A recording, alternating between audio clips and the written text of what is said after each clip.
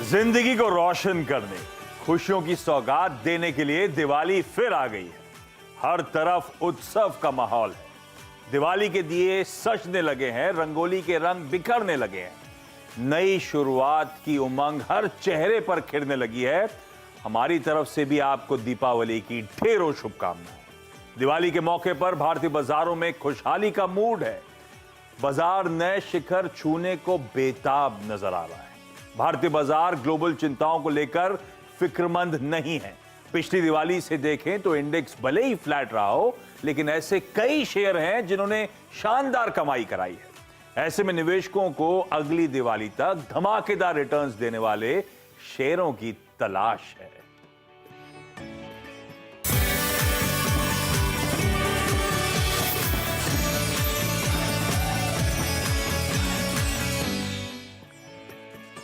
दीपावली के आप सबको ढेरों शुभकामनाएं, बहुत बधाइयां। और गिफ्ट तो बनता है, और हम शेयर बाजार वालों को और क्या चाहिए। रॉकेट के माफिक चलने वाले को शेयर मिल जाएं नए संवत के लिए, सोने पे सुहागा। तो नए संवत में समृद्धि वाले शेयर्स, और एक नहीं, दो नहीं, 8 स्टॉक्स की चर्चा करने वाला हूं। तो अपना पेन पेपर रेडी रखिएगा। देश के 8 टॉप स्टॉक पिकर्स आपको आपकी स्क्रीन्स पे नजर आएंगे, और इन सब से रिक्वेस्ट करी थी कि आप लोग नए संवत के लिए एक एक ऐसा स्टॉक जिस पे दाव लगाना चाहते हो।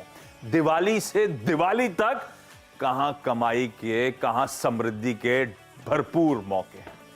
आप सबको दीपावली की शुभकामनाएं। हमारे साथ जियोजीत फाइनेंशियल्स के गौरांग शाह, ओम कैपिटल के राजेश अग्रवाल, मोतीलाल ओसवाल फाइनेंशियल सर्विसेज के हेमंत जानी, मार्केट एक्सपर्ट और साथ साथ इंडी ट्रेड के सुदीप बंदोपाध्याय सर, अरिहंत कैपिटल के आशीष महेश्वरी, ट्रेकॉम के पार्थिव शाह, साथ साथ स्क्रीन पे शेर खान के संजीव होता साहब, और आनंद राठी के नरेंद्र सोलन।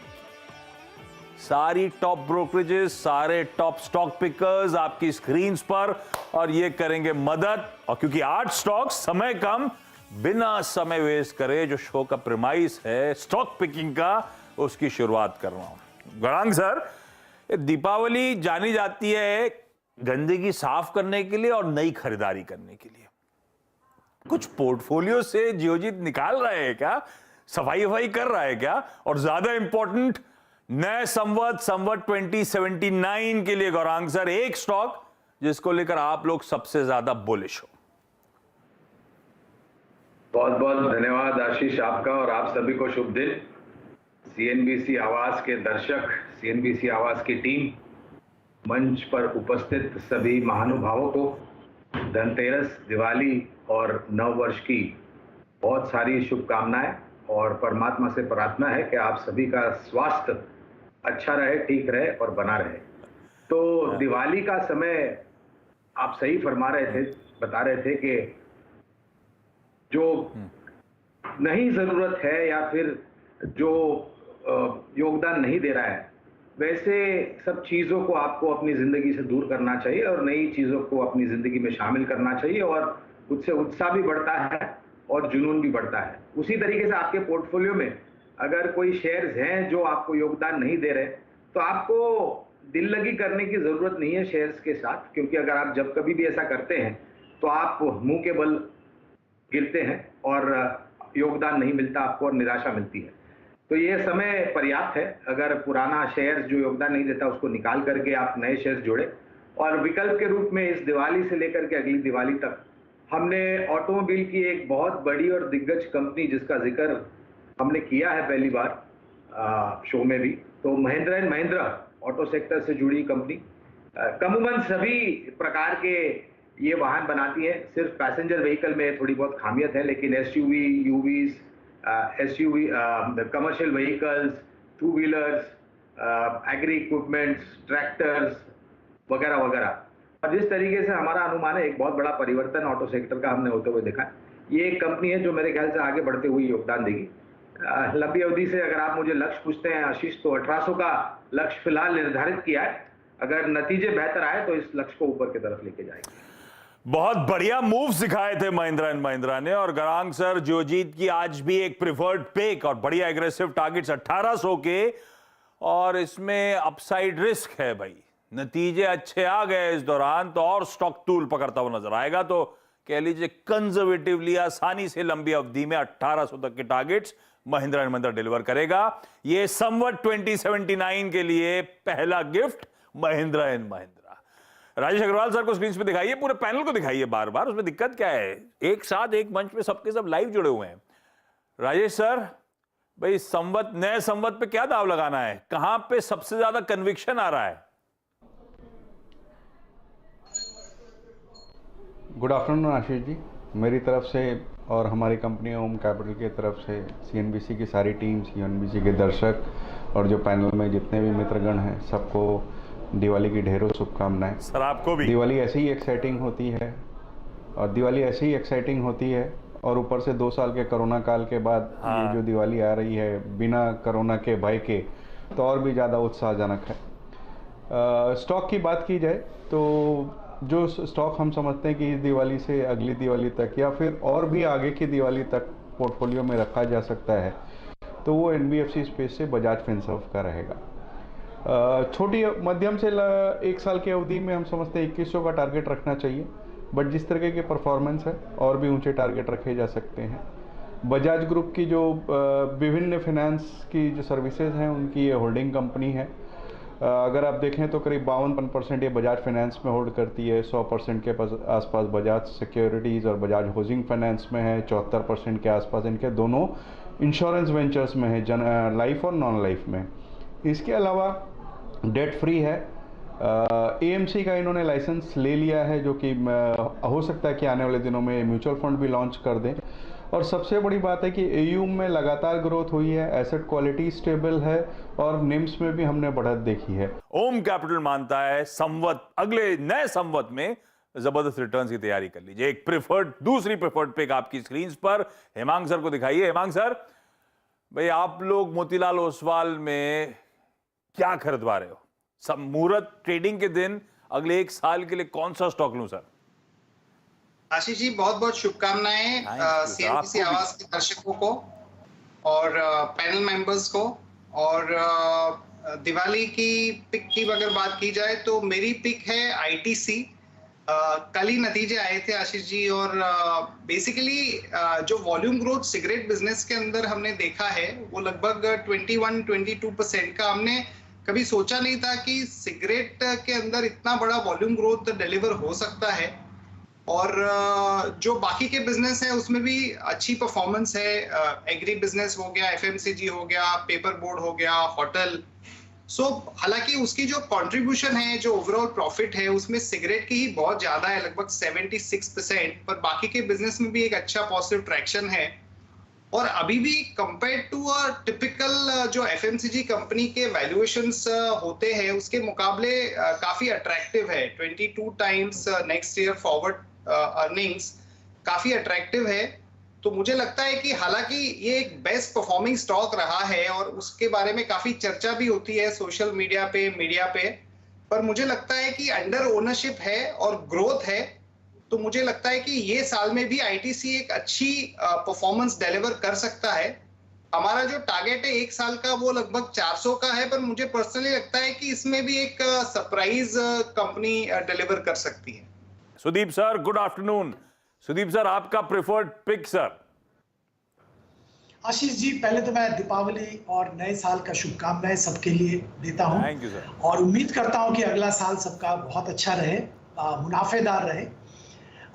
शेयर्स की अगर बात करें जिसके लिए हम यहाँ आए हैं, देखिए एक सेक्टर हम सारे जो विशेषज्ञ हैं इनको लगता है कि बहुत अच्छा परफॉर्म करेगा इस फाइनेंशियल ईयर में और शायद अगला फाइनेंशियल ईयर में भी, वो है बीएफएसआई। बहुत पिट गया था ये सेक्टर और अब सारे जो लक्षण, सारे जो टेलविंड हम कहते हैं इस सेक्टर के पीछे है।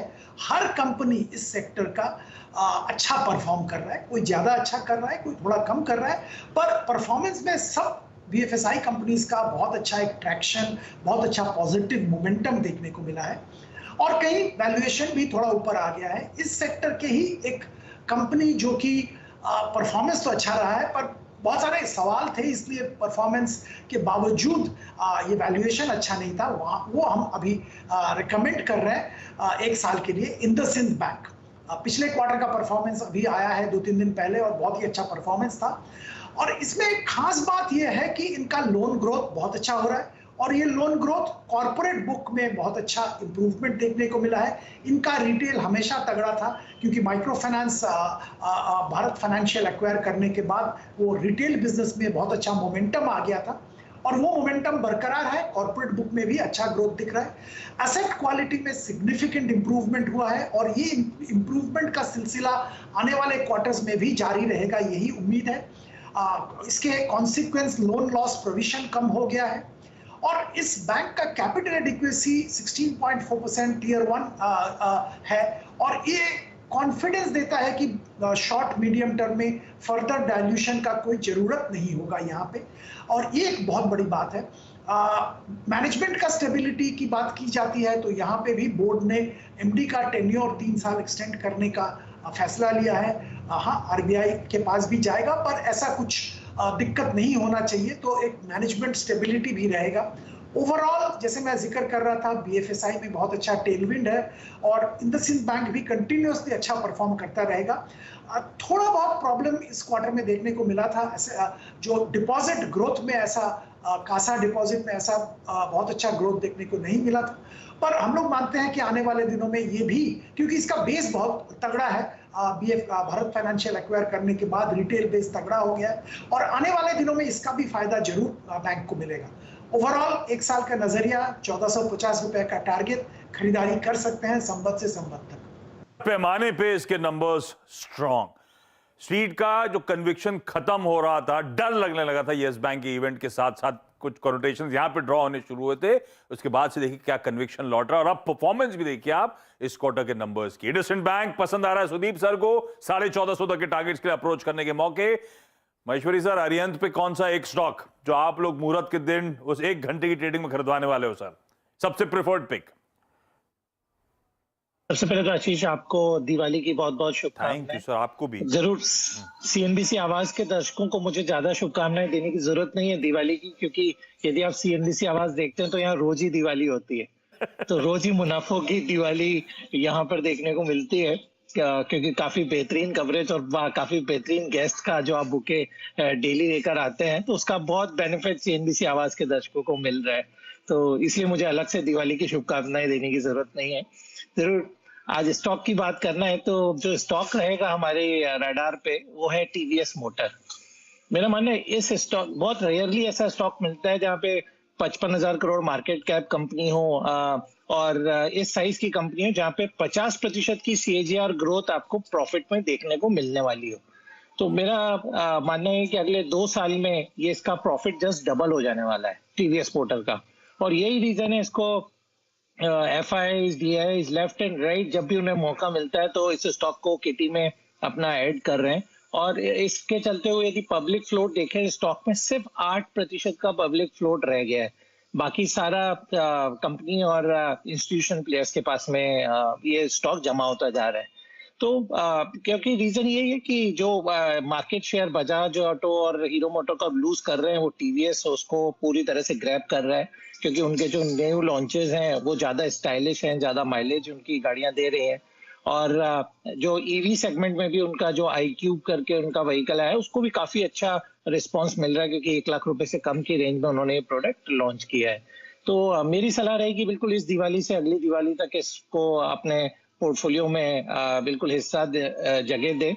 और बेस्ट पार्ट ये है कि यहाँ पे इस स्टॉक में आपको हर क्वार्टर में काफी अच्छी ग्रोथ देखने को मिलने वाली है, क्योंकि 2 व्हीलर्स की जो डिमांड है उसमें रूरल और अर्बन दोनों सेगमेंट में एक्सपोनेंशियल ग्रोथ देखने को मिल रही है। तो टीवीएस मोटर हमारी कंपनी की तरफ से आपके दर्शकों को दिवाली गिफ्ट है। और 2 व्हीलर्स में सबसे बढ़िया आउट परफॉर्मिंग स्टॉक आपकी स्क्रीन पे और आने वाले समय में यहां से भी तगड़ा दमखम दिखा सकता है, ऐसा महेश्वरी सर, ऐसा अरिहंत कैपिटल मानता है। टीवीएस मोटर्स खरीदारी करने का कॉल।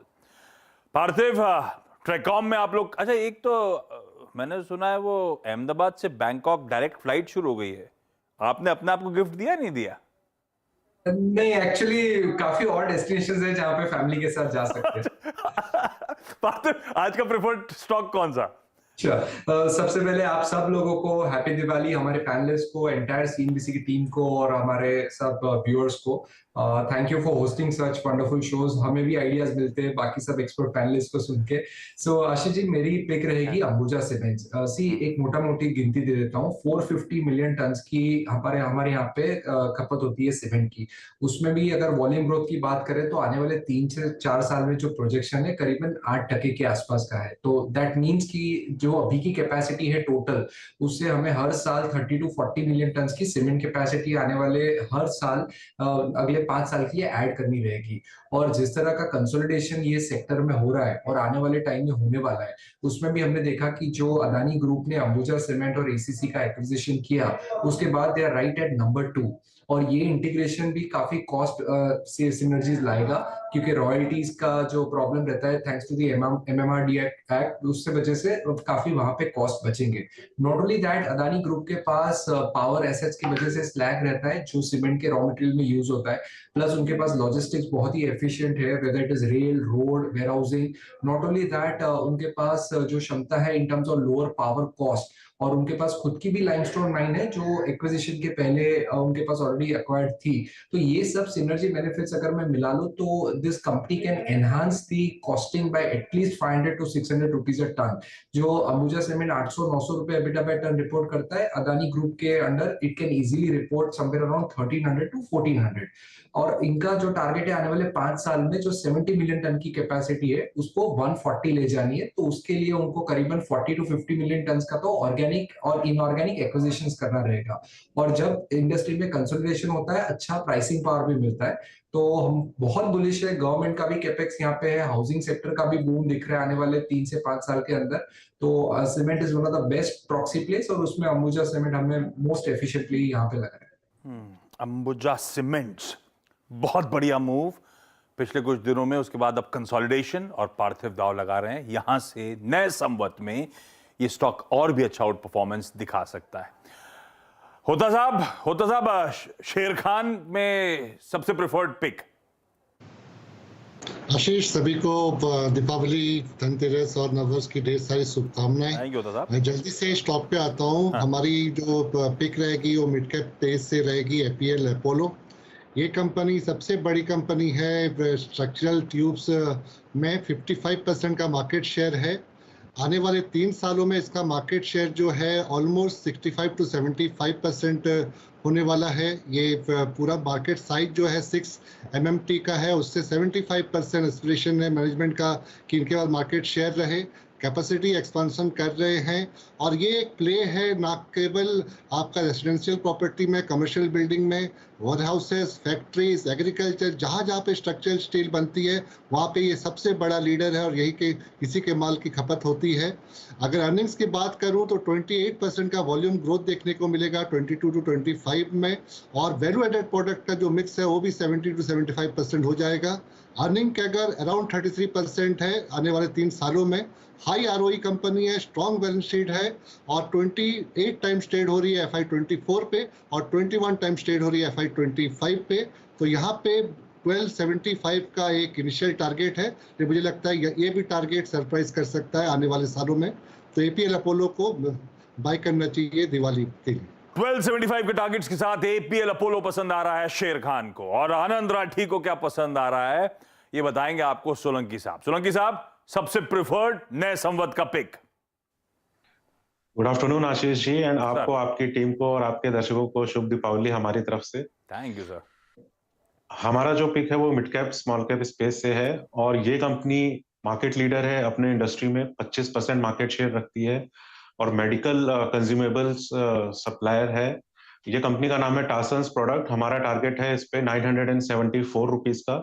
जो कंपनी जिस इंडस्ट्री में ऑपरेट करती है उसका जो एक्सपेक्टेड ग्रोथ रेट है नेक्स्ट 3-4 इयर्स के लिए वो 13 to 18% है, और कंपनी ने हाल ही में अपना कैपेसिटी एक्सपेंशन डबल किया है, और कंपनी हैज टारगेटेड 500 करोड़ का कैपेक्स इन नियर फ्यूचर, जिसमें से 250 करोड़ ऑलरेडी कंप्लीट है कंपनी का कैपेक्स।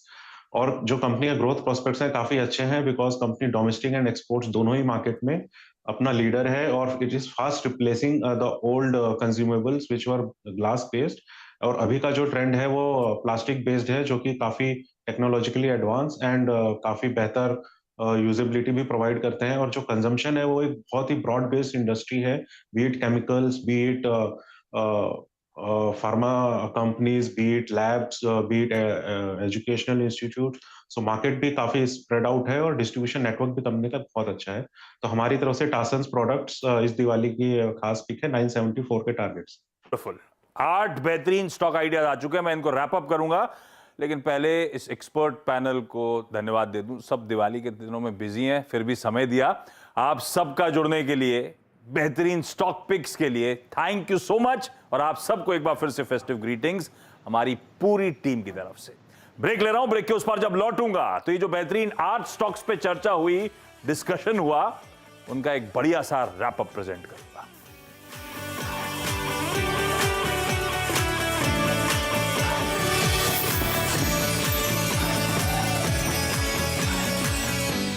फ्यूचर एक्सप्रेस में आप सभी का स्वागत है। एफएनओ मार्केट का हर एक्शन 2790 से चलकर 3006 के आसपास, अब इसमें 250 अंकों के आसपास का मूव देख चुके हैं। कॉल ऑप्शन ले या पुट ऑप्शन, 17550 का जो कॉल है वो 85 to 90 के आसपास खरीदारी कर सकते हैं। फिलहाल निफ्टी पे वेट एंड वॉच करना चाहिए। जानिए किन स्टॉक्स में होगी आपकी जबरदस्त कमाई।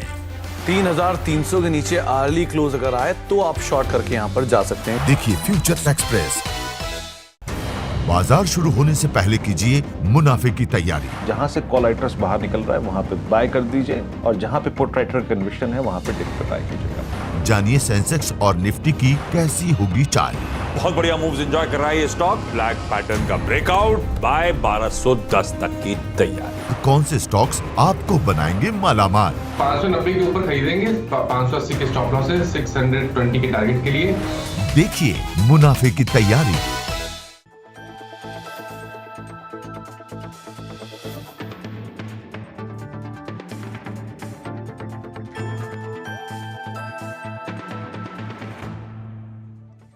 टैक्स बचाने का हो टेंशन, या फिर पेचीदे टैक्स नियमों की उलझन, अटका हो रिफंड या मुश्किल में फंसा हो आपका रिटर्न। हर मुश्किल सवाल का आसान जवाब है टैक्स गुरु, जहां आप ना सिर्फ अपना टैक्स बचाते हैं बल्कि हम टैक्स की उलझनों को सुलझाने के गुर भी आपको सिखाते हैं। नमस्कार, मैं हूं लक्ष्मण राय और आज आपके सवालों का जवाब देने के लिए हमारे साथ हैं जाने माने टैक्स एक्सपर्ट शरद कोहली साहब। सर, आपका स्वागत है सीएनबीसी आवाज में। हमने देखा है कि विदेश में रहने वाले भारतीय अपने घर पे परिवार को, माता पिता को पैसे भेजते रहें, लेकिन इन दिनों विदेश में पैसा भेजने का चलन बढ़ता जा रहा है। अगर रिजर्व बैंक के आंकड़ों को देखें तो पिछले 8 साल में बाहर भेजे जाने वाली रकम में करीब 280% से भी ज़्यादा की बढ़ोतरी हुई है। अब सवाल उठता है कि जो लोग बाहर पैसा भेजते हैं क्या उनको भी टैक्स देना पड़ता है?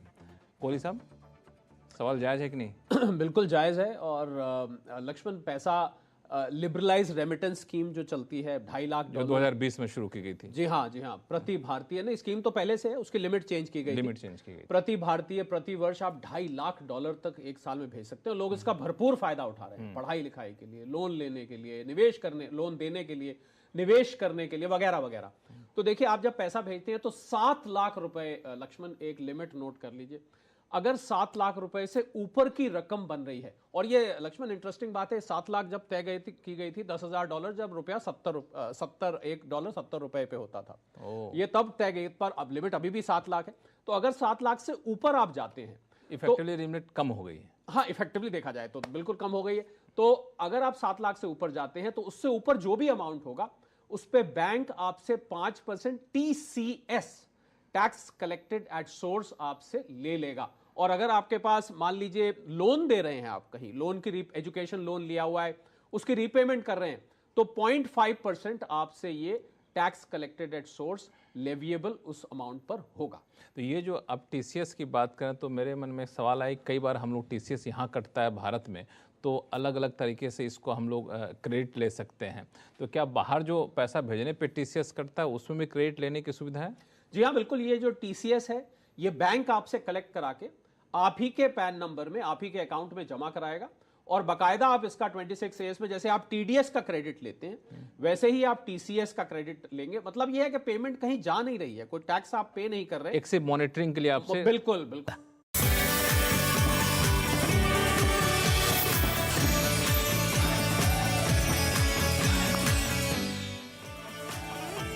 ब्रेक के बाद आपका स्वागत है। आज हमारी कोशिश थी कि नए संवत 2079 जिसकी शुरुआत होने जा रही है, कौन से ऐसे 8 स्टॉक्स हों जो आपके पोर्टफोलियो में इंक्लूड करे जाएं जिससे समृद्धि के और द्वार खुलते हुए नजर आए। देश के जाने माने स्टॉक पिकर्स के एक एक चुने हुए बेहतरीन पिक्स अब आपकी स्क्रीन पर। ITC, Mahindra and Mahindra, IndusInd bank, Bajaj Finserv, ये 4 निफ्टी 50 की कंपनीज जो रखिएगा रडार पे। वायदा बाजार में टीवीएस मोटर्स, अंबुजा सीमेंट्स 2 और प्रेफर्ड पिक्स हो गए उस स्पेस के जो पसंद आ रहे हैं एक्सपर्ट्स को।